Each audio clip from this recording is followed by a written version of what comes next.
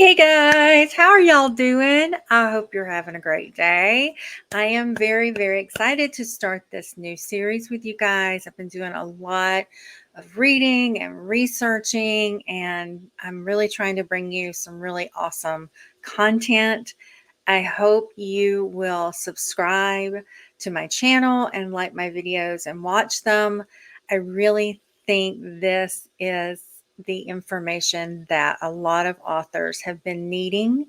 A lot of us come from the corporate world, and using what we have gained over those years to today, flipping it around and using it in our writing organization is going to be a game changer, I believe, for all of us.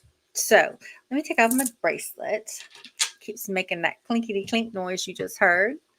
I'm going to pull up my screen that I want to share with you guys, and I'm going to give you some information that I think will be really useful. So let me pull up the PowerPoint. Here we go. Okay. I am really, like I said, happy to be here today. I want to talk to you about your writing and how to create a process that works for you. I think that is the main thing I want you to keep in mind, is that what works for me might not work for you, but you can take this system and you can tweak it and make it work for you. So let's go to the next slide. This is the overview of the system. This is what we're going to be going over for the next few weeks. I'm very excited about this. I want you guys to really understand it all. So I'm trying to break it down into bite-sized chunks. So this is how I used to look at running projects when I was a project manager. This is a system that is called Sigma 6, or the lean, agile, whichever one you want to call it. But it's that type of a process for business. So what I did was I sat down and I thought through those processes. And in project management, you have initiating. Well, in writing, you have brainstorming. And then in work, you have planning. Well, you also have planning, but it's your plot and your outline and your research. Then in project management, you have executing. Well, when you're executing a project, it's exactly what it sounds like. You are beginning to write your book. So planning the project, though, just to go back over it just for a minute, is really where you are in a phase where you are finding out and determining how much time you're going to need to figure out your outline and your research.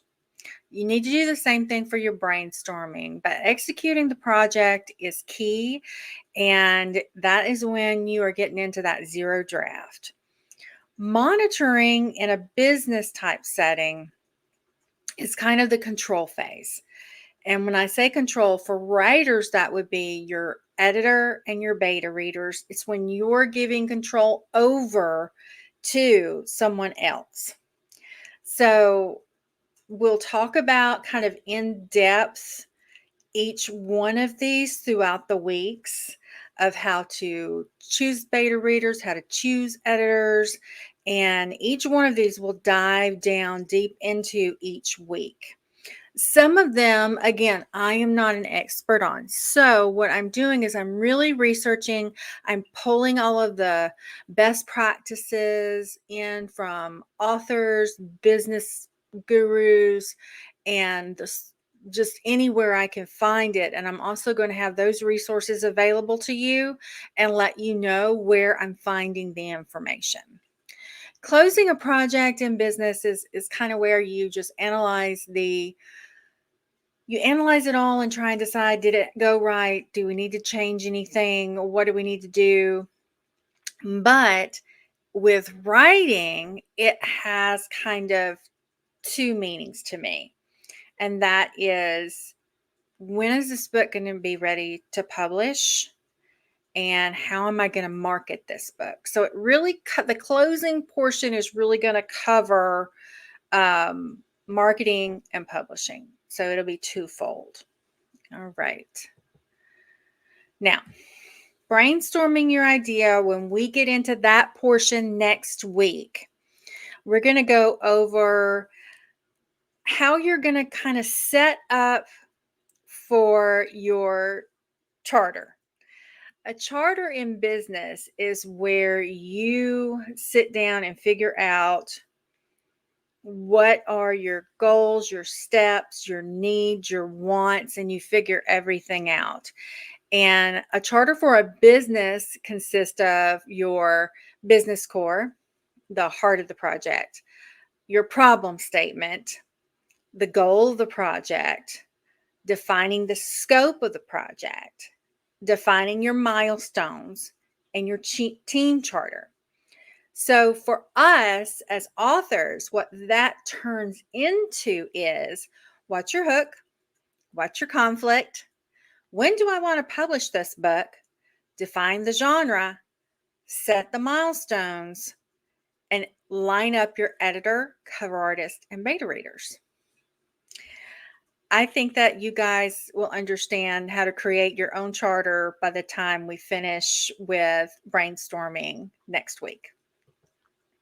Now, when we cover setting up your outline and your research time, this is where you will need to have your milestones, be thinking about them while you are setting this portion up.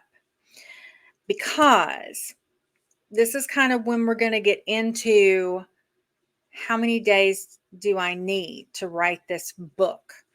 I have, say, you've decided on a published date 45 days out, but then you get to looking at it and you're like, well, no, I can get this done in 30 days. Well, then, okay, 30 days, 2,000 words a day. If your best word count, a sprint is 500.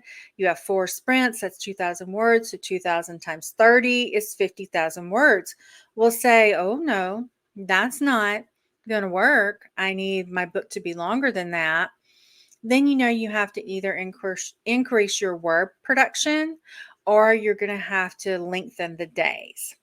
So that is how you're going to figure out what words you need each day, decide the length that you'll need to write, decide on how long your novel will be, and setting a good, better, and best goal for yourself with that information. Okay, we'll also get into Kat and her wonderful slide. We will go through how to use this. I just so you know, I'm going back over here because I have the note on the slide before it. This is created, not the form I'm about to show you, but the idea of the 3-act, 9-block, 27 scene structure is by Kat O'Keefe from Catastic on YouTube. And I think you guys would really love her. So please go check out her videos. But this is the one we will go over and how I use it. I've tweaked it a little bit, but it's still basically the same structure. I'll use this and fill it out when we get into that portion later on in the series, later on in the month. So we can all go kind of through the process together. Okay. Zero drafting. I think you guys know that I call my first draft my zero draft. And I call it that because I really do nothing to it but like free flow writing. So whether you call it your first draft or your zero draft, that's where we are at the execution portion of the process. So this is key spots where you're going to ask yourself, what did I learn about my protagonist and antagonist when I outlined it? How am I going to capture the most important scenes? How do I incorporate and improve the hook that I've created? So those are the questions that we have to start asking ourselves really from day one, but at this point it's crucial that those are the questions we start asking. And also, keep in mind, normally we are sticking to all the grammar rules and all of the things we've learned, but informal writing, which is kind of what I feel like most of us do, we're going to have a little bit of more leeway to carry out that casual tone between our characters. All right, now, editors and beta readers, turning over that control. Depending on the type of editor you hire, your plot issue, you're going to cover either plot issues or grammar mistakes. When we get to this part, we're going to cover that. We're going to cover some grammar checklists that I have, but we're really going to dig into the questions of finding an editor, best practices of doing that, the questions to ask the editor. And then the beta readers, they're also going to be covered in a separate topic, but it's really important to ask your beta readers specific questions as well to get the most out of that tool. The best advice I can give you just in general for this area before we break it down is to always save your notes from your editor. And then when you're ready to send it to beta, make sure you send it in a Google Doc to everyone. Share it with all your beta readers. That way, all of you will be working in one document. That's really important. And we'll dive into that, like I said, probably next month because it's getting close to the end of the month when we're getting into this information. Publishing. Whoever you choose, guys, there's going to be issues. There's going to be things come up. I would just warn you to research them. Watch other YouTube videos. See what other authors, especially indie authors, have said. Listen to their advice. And then when you do choose who you choose, ask them a lot of questions before you use them. Before you publish your book through someone, find out how hard is it to unpublish a book through them if you're not pleased with the working relationship. I'm in a situation now where it is a little, not difficult, but I'm having a hard time with a publisher delisting my book. I want control back over the ledger, and I am going to do whatever it takes to get the control back. So ask a lot of questions. That's the best advice I can give you in this brief overview of what we're going to be talking about when we hit publishing. Also, as you can see, the note that I have up there for you guys, remember the 80-20 rule. You will be responsible for 80% of the publishing work and 80% of the errors that happen. And 20% of the work and mistakes will come from who you choose to publish from. Because mistakes are going to happen. Goof ups are going to happen. Just be ready for it. And don't let it stress you out when it happens. If you already have it in your mind, this can happen, I think you'll be in a better position to handle it emotionally and mentally. But never fear. I am going to be creating a checklist for the publishing phase that we will do together at the end of the series. And I am also gathering and learning all the best practices for us. And I'm going to be creating a lot of content on that, which I'm going to release on my Patreon for free. I'm not even going to put it at a paid level. I'm just going to put it out there to help the entire community.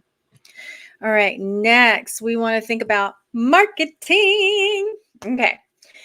This publishing and marketing might both be split up into 2 videos. Not sure, but I think it might be. And that would be because they are so massive and so important, because you've done all this work to write this book. And if nobody reads it, it's disheartening. You want to have people read your book.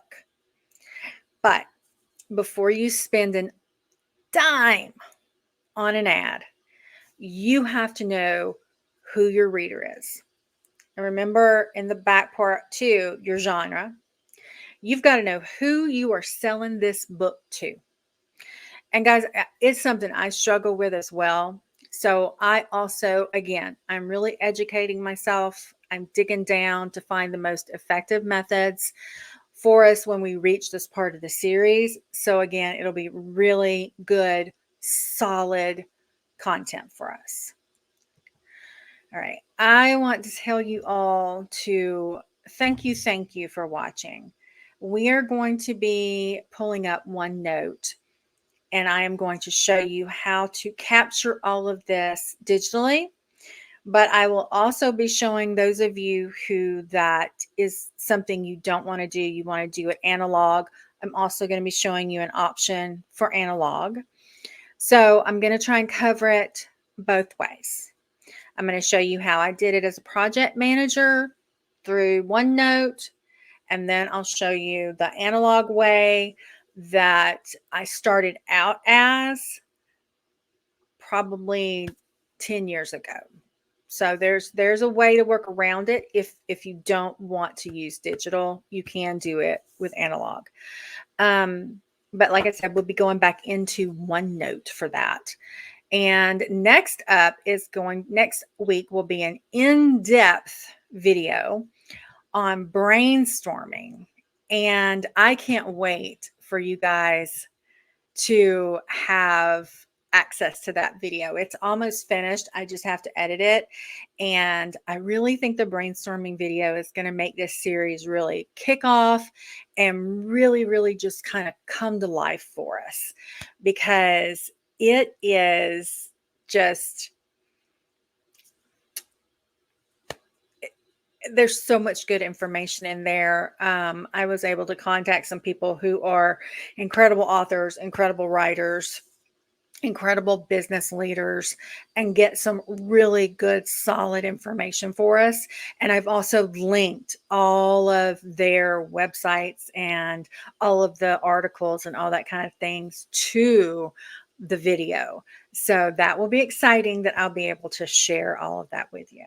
So I'm sorry if I rambled, but I'm really excited about this video. And I hope that you guys have enjoyed it. I would ask that you subscribe to my poor little baby channel. It would mean a lot to me.